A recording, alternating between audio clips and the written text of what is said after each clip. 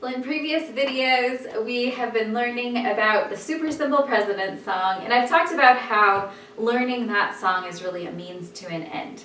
So having that backdrop of American history, of knowing the order of the presidents, can help us begin to delve more deeply into United States history.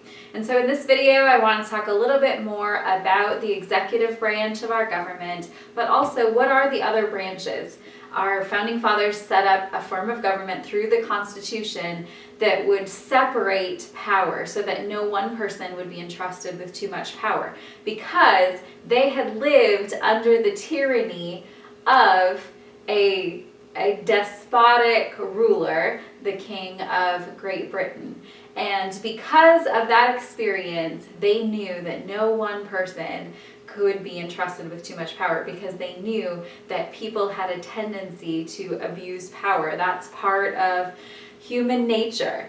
And so in that wisdom, out of that wisdom, they set up our Constitution and the United States form of government in a way that separated the power into three separate branches so that no one individual could hold too much power. Because even if it seemed like they could handle it, they knew, because of human nature, that too much power entrusted to one person would tend to corrupt that person and our country. So they were wise, they separated the powers, and one of those branches, one of the three branches, is, in our country, the executive branch of our government. And that's what we have been learning about. That consists of the president, his cabinet, all of the different departments in our civil government.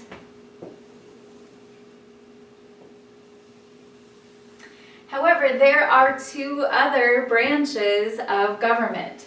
So before we move on to those, I want you to notice the base word in executive is execute. What does it mean to execute, for instance, a task or a job?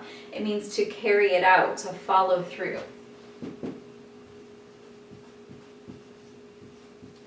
To complete something, you might say.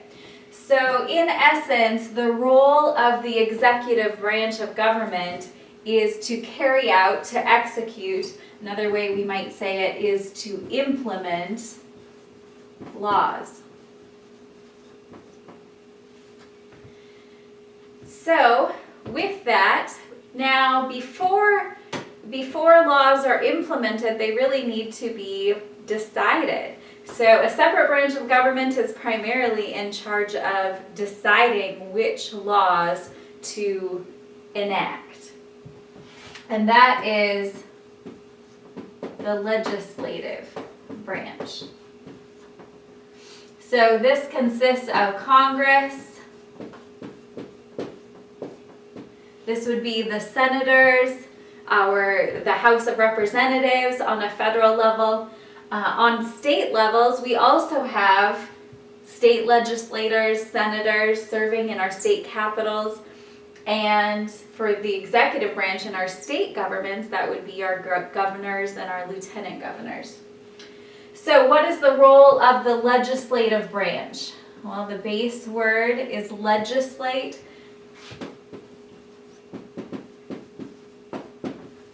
In essence, their job is to, another word for legislate might be to decide. So they are the ones primarily in charge of making the laws.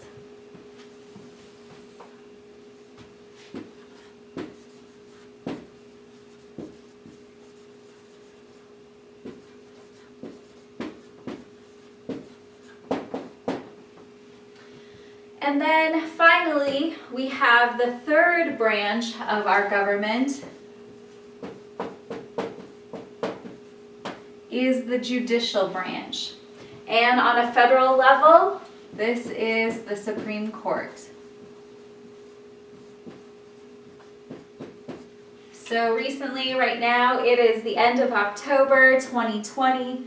we have been hearing a lot about how all of these three branches interact. So we'll delve into that in a little bit, but before we do that, let's finish this.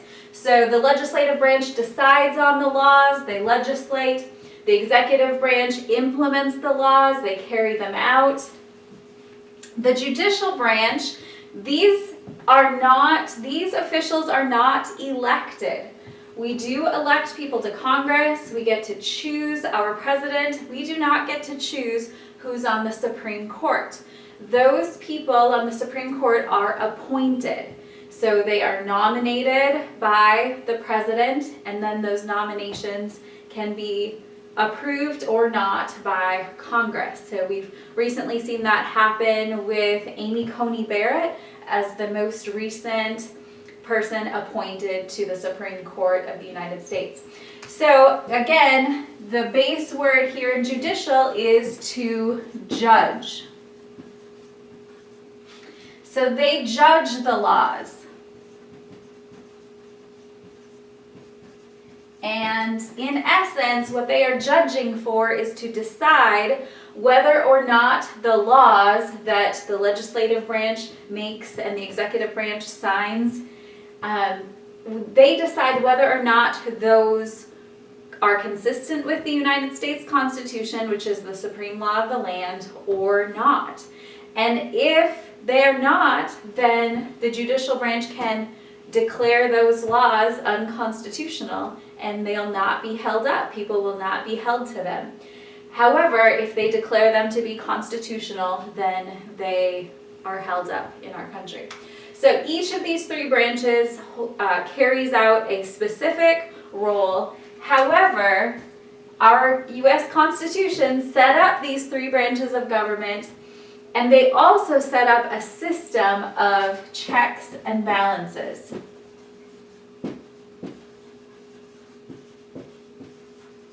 So we talked earlier about the separation of power. So that's one of the major things that our U.S. Constitution does. It separates the power so that no one person has too much power. And it also implements a system of checks and balances between these three different branches of government. So let's go back to the example of the Supreme Court appointee that recently was approved. Amy Coney Barrett was our most recent person appointed to the Supreme Court. So how did that come about? Well, the president, the executive branch, nominates a Supreme Court justice. And then the Senate gets to, so we talk about in the legislative branch, we have the Senate and we have the House of Representatives.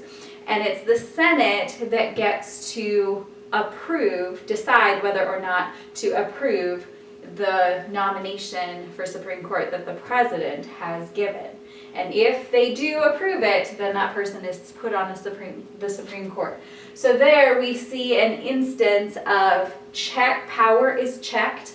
Again, it's a way that no one person or no one branch of government is given too much power. So power is checked, power is balanced. The three branches of government show that separation of power, but then in addition to that, power is checked and balanced between the three branches of government. And again, the Constitution is what determines how these checks and balances happen. There's certain specific things that have to happen, from making laws. We see the legislative branch gets to initiate the laws and create them. The executive branch gets to decide whether or not to veto them. If the executive branch does veto a law, does not approve it, it can go back to the legislative branch, and if it gets a supermajority vote, it can still be enacted. But in order to overcome that veto power, more people have to consent to that law. And then we would see that bill go to the Supreme Court to decide ultimately whether or not it's consistent with the Constitution. So that is a little bit more of something I wanted to share with you about the executive branch, the president, and how that fits in with the larger context of civil government in the United States, how power is separated, and how checks and balances are implemented.